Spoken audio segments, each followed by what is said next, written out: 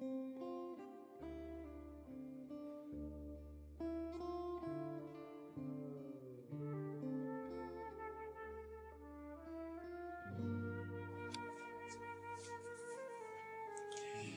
friends, welcome to the second session on Astronautic Humanism.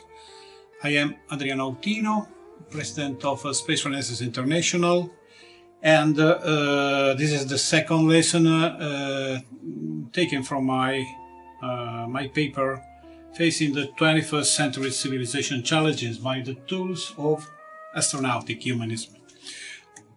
So, this second section will focus on the main concepts of astronautic humanism.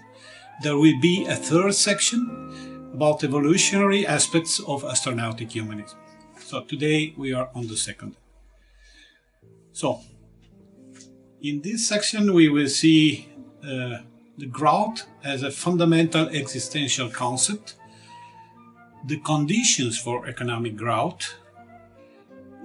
Economic growth is of course only one of the what I call the vectors of the growth, but is a very important one. Space for Earth and space for space is a kind of choice. The value of human life, that's the very fundamental concept of astronautic humanism. We will discuss that there will be no civilian progress without growth, and a full inclusive compassion concept, one of the founding concepts of astronautic humanism. So, First of all, we have to consider that human civilization cannot stop growing in all directions: culture, ethics, democracy, freedom, economy, size and number. That's usually called demography. All of these vectors are mutually necessary, one for each other. Only a growing economy and growing markets can assure new business and employment opportunities for young people, and not only for young people. And only a continuously growing economy can give a chance to reduce and eliminate starvation, underdevelopment, fear, mafia, new feudalism, wars and conflicts. Only a growing economy can assure the necessary, though not sufficient, social platform for enhancement of ethics and democracy. So, this is a kind of schema to show how the numeric growth and the civil growth are strictly interdependent. So, if we have a cultural growth and a demographic growth, it these two growths bring to market growth. The market growth pulls an industrial development because new technologies are invented in order to satisfy the market demand. Industrial development brings jobs, and so it increases human dignity, mass education and employment, basically employment that give to the people resources, financial resources enough to cultivate their culture and their education of the children. So, employment brings hope in the future. The human dignity and mass education brings ethical enhancement. And all of these vectors convey to determine a progress of civilization.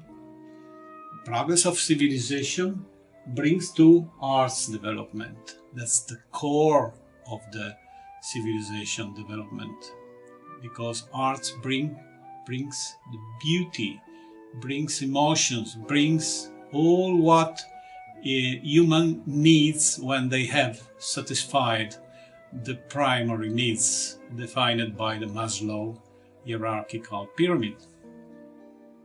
And therefore, this vector, this fundamental vector, the progress of civilization, bring to, again, a demographic growth and to a cultural growth. And so this is a virtual cycle, a virtual feedback that determines the growth of civilization.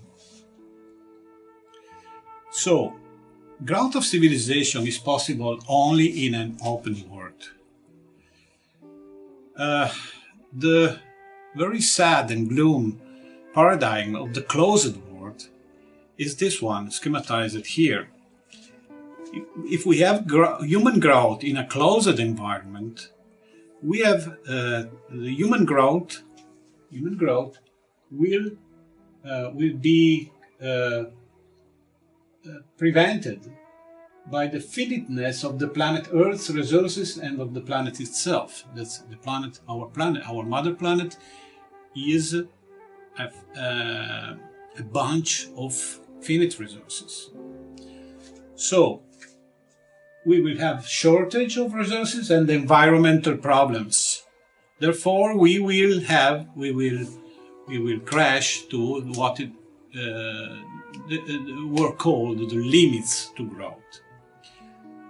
Limits to growth will bring fear of the future, stagnation and economic recession, decrease of the human life value, ethic regression, rise of mafia conflicts and wars, authoritarianism, tyranny and barbarism, philosophic cannibalism, hostility toward children, and decline and death of civilization. So, if we observe what does it mean, the human growth in an open system, we have the human growth that can access to the very huge resources and energy of the solar system. Abundance of resources and energy.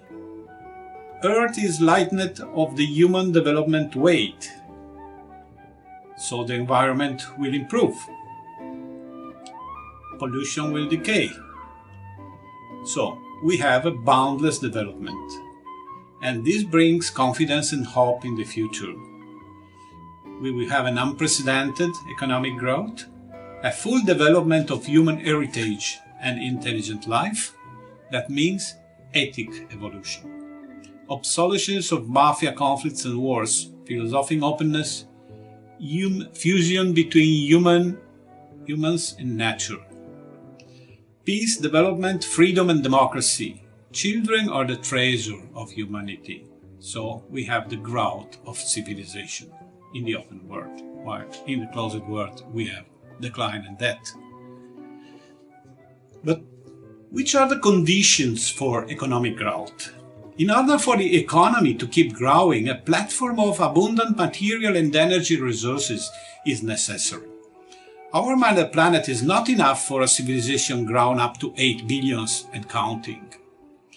The solar system can provide a platform thousands folds greater than the one needed by 8 billion people. This is the material foundation of astronautical humanism. Use the intelligence and awareness of our species and our great scientific and technological knowledge for expanding into outer space. And to assure the material platform for our civilization to grow beyond its infancy, the time spent in our cradle, planet Earth.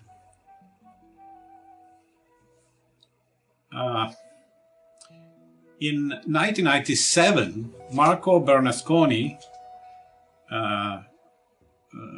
wrote a very, very good and interesting paper about the needs of human population during the 21st century.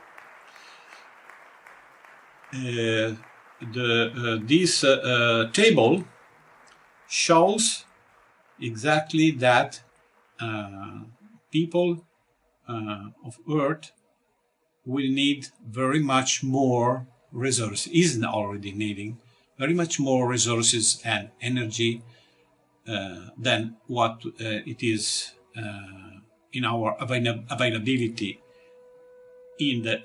on the surface of Earth. So the aggregate values are compared with the relevant resources of this planet. An Earth-centered approach requires the use of 17% of the total rainfall over the continents. Sequester for human use the equivalent of 16% of the global primary production and release into the biosphere and heat flow equal to 27% of the energy flow through all the vegetation of Earth. The last column in the table, this one, gives the values for the space option. By acquiring sufficient power from space, the needs for water drop by more than 1/3 to 10%. The thermal burden is smaller by a factor of 3, down to 8.4%.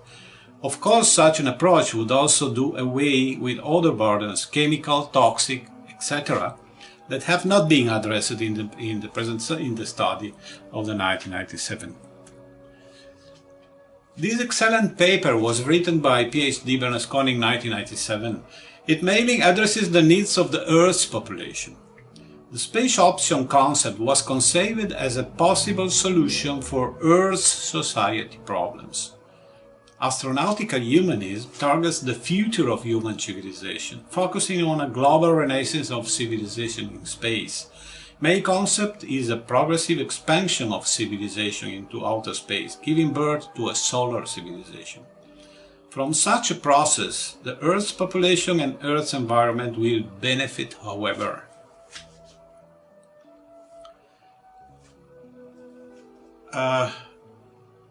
One, if not the main, or one of the leading concepts of astronautic humanism is that each single life is precious for us. Civilization needs each new baby, each new potentially thinking head, conceived in love and awareness, which can contribute to solve the scientific, technological and philosophical problems that humanity is facing. Of course, we are not against the people's freedom to decide whether or not to have children and the availability of birth control means. Astronautic humanism is strongly against any coercive policy as pursued years ago in China and India, encouraging third world countries to adopt coercive birth control measures such as forced women's sterilization. These were terrible policies that we are strongly against. For us, people are not problems but resources. As the SRI manifesto says, and Julian Simon said before us, people are not problems but resources. While Thomas Malthus was so greedy and thought that people are just mouths to be fed, Simon added human intelligence to the social process equation, and clearly demonstrated that resource crises give birth to civilian progress. Due to intelligent enterprises, they find new technological means to overcome the crisis. According to astronautic humanism, real richness is not money that can be burned at billions in one day by our crazy stock exchange system. Real richness is technological and scientific know-how and manpower. Holding 8 billion people, humanity was never so rich. This is my understanding and schematization of what Julian Simon said. Julian Simon understood that the growth of wealth brings to growth of population and revenue. The growth of population and revenue brings to shortage of resources and foreseen shortage of resources. These two factors bring to the rise of prices because people is concerned that resources will not be enough and that this will be a long-lasting process. Therefore, they try to save financial savings by raising prices. Rising the prices brings to new business opportunities because companies rising prices also need to innovate in order to be competitive on the market. New business opportunities brings to new enterprises and new ways to fix the shortages. The shortage of resources will be fixed by new technologies. So we will have new enterprises and increase of resources, and this brings to a growth of wealth. And growth of wealth is a feedback factor to the beginning of the process. So Julian Simon has the great merit to have added human intelligence into the equation of complex social processes, such as progress, growth, and crisis. In fact, Malthus thinks about a society of mice, not of human beings.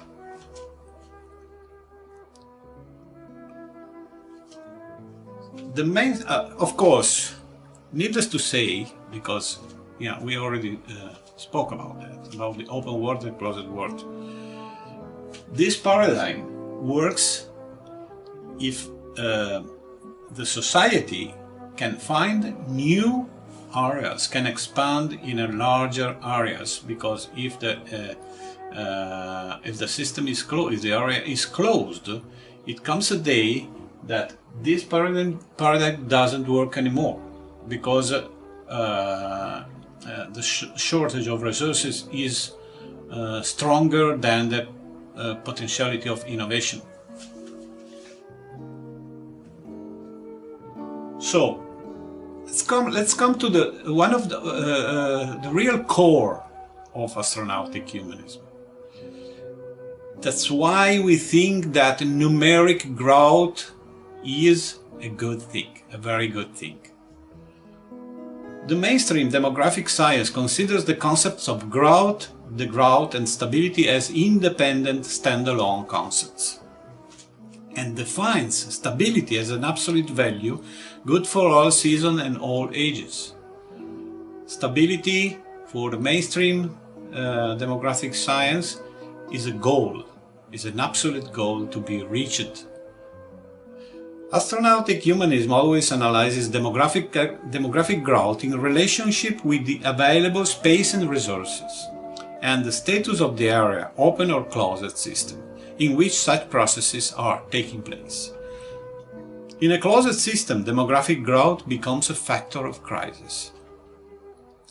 The growth in a closed system raises the social fear and the percentage psychotic behaviors in the society, disparaging the virtuous and fair ones. In an open system with abundant resources, demographic growth is a necessity and a blessing. People confidence in the future rises, opportunities of social growth as well. Virtuous behaviors expand and psychotic behaviors decrease their influence in percentage. So, we affirm that growth is a must for civilian progress. The global crisis is due to a lack of confidence in the human possibilities caused by a lack of philosophical maturity. Like a child who doesn't dare to exit their home courtyard, we run the risk to die of starvation, while just behind the road there are plenty of good things. This is a peculiar concept of astronautic humanism. It is related to the concept of growth as a necessary condition of the civilian progress. The main false metaphysics existing in our decadent philosophical environment is that civilian progress could be an independent variable with respect to the economic growth and the demographic growth itself.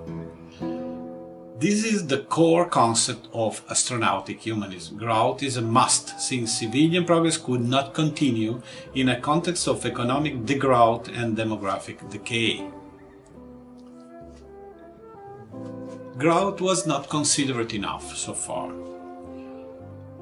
Even the best forerunners of astronautic humanism didn't take care enough of this concept. Krafft-Erike was not clear on this point. Neither was Isaac Asimov, nor any other space philosopher of the past. Asimov, in his essay The March of the Millennia, wrote that should the Earthly human population keep on growing at the current pace, in the year 3000, planet Earth would have 75 billion inhabitants.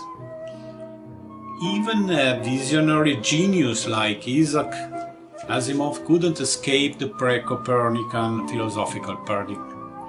How could in the year 3000 human development be still concentrated only on Earth?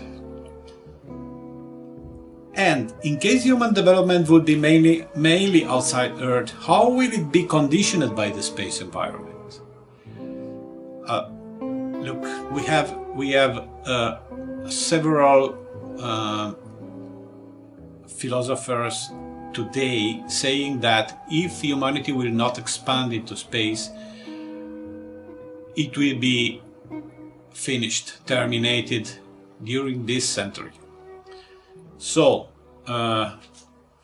this situation, in the year 3000, planet Earth would have 75 billion inhabitants.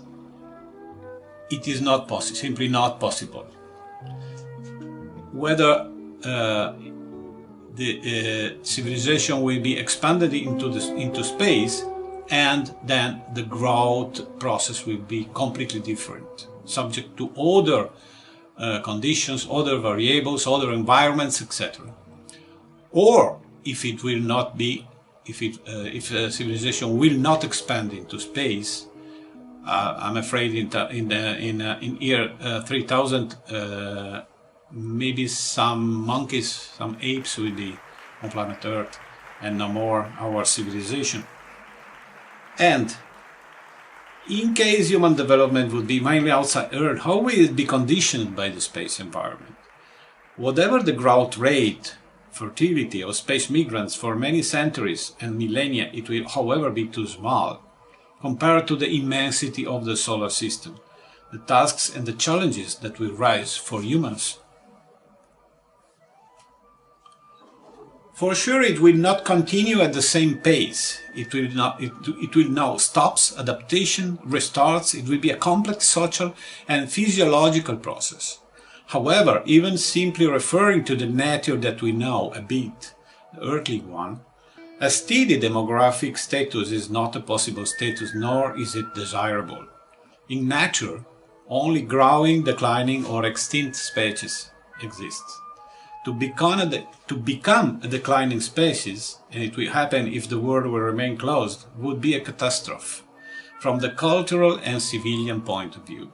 Decreasing markets, continuous and worsening economic crisis, and a society composed 80% by old people, missing any hope and personal energy for the future. So, we can say that if we are not humanists, we don't need space. So far, only Julian Simon, from his point of view, clearly gave its right value to humans' number. Oddly, astronautic humanist philosophers don't seem to be giving much relevance to the demographic process.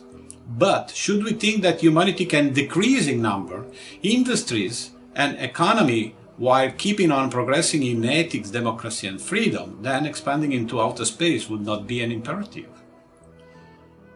But should we think that humanity can decrease in number, industries and economy while keeping on progressing in ethics, democracy and freedom, then expanding into outer space would not be an imperative.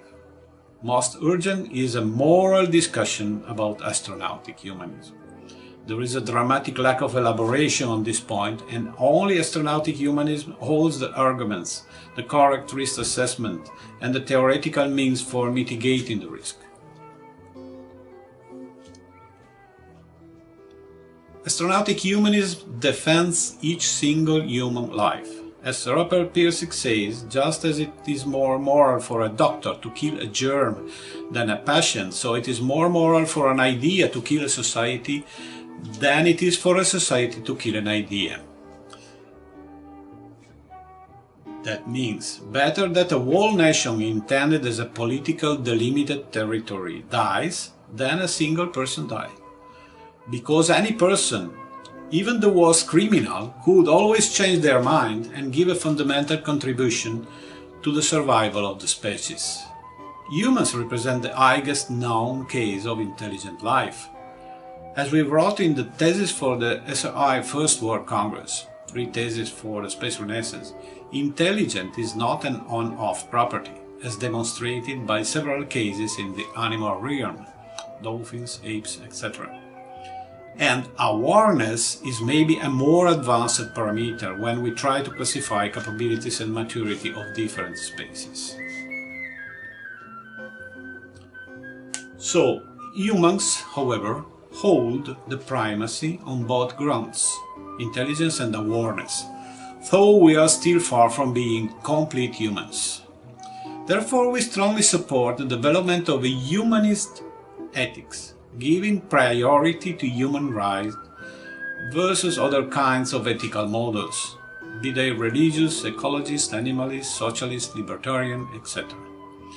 Such an ethics should, of course, encompass responsibility toward other sentient species, endowed with less intelligence and self-awareness. Doesn't matter if they are necessary for our life or not, however, they deserve not to suffer, and we are not obliged to make them suffer. Not superfluous to say we are against the death penalty where still applied. And we are strongly in favor of non-lethal weapon systems, allowing to catch the terrorists and criminals without destroying whole economies and thousands of people's lives. Murder at all levels, from individual murder to wars, is the true social poison that causes revenge and ethnic hate for generations to come. So the only acceptable concept is one of full inclusive compassion. That is the only concept that will lead humans to a fully human status. Our further cultural and social growth and civilization development can be traced to lower the suffering of all the sentient beings, the Buddhist concept, and to pursue their happiness both as individuals and as community, the US Constitution concept. And such goals are achievable only by accessing a larger material platform. Only by expanding into space, humanity has a chance to complete its journey and become fully human, giving birth to a fully inclusive solar civilization, where the behaviors of murder and exploitation will progressively be reduced and fade out. So,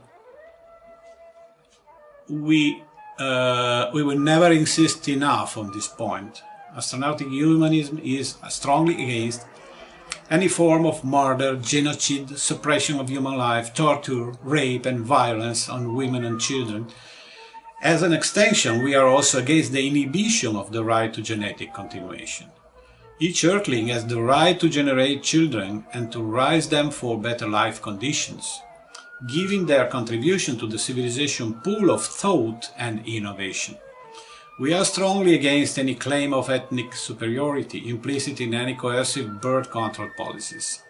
Countries like Brazil and India are demonstrating, just in the fire of this awful crisis, that their huge populations, when definitely and finally oriented to progress, are great resources as new industrial markets against the crisis itself.